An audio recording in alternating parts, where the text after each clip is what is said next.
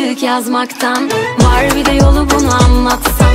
Susamam geceleri bir yaksam. Yine ben sen gibi olmam. Usandım artık yazmaktan.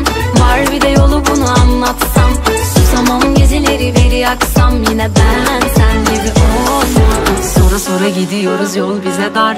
Hiçbiri olamıyor bu kalbe yar. Yaz beni bir kağıda, sil baştan. Beni bir görsen, beni bir duysan. Bahtına kara alın, yazı ne eder? Gel diyorsun bana ama gelemem. Uğruna vazgeçerim yeniden. Beni bir bilsen, beni bir sevsen. Usandım artık yazmaktan. Var bir de yolu bunu anlatsam. Susamam geceleri bir yaksam. Yine ben sen gibi olmam. Usandım artık yazmaktan. Var bir de yolu bunu anlatsam.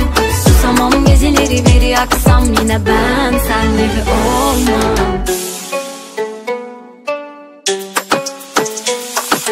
İçimdeki güneşe bir deniz olsan. Kırılan kalplere beni sorsan. Herkese yok gülemem. Siz gül olursunuz, dikeni de ben. Üzerime geliyor bu şehir fazla. Çıkamıyor içimden umut yarına.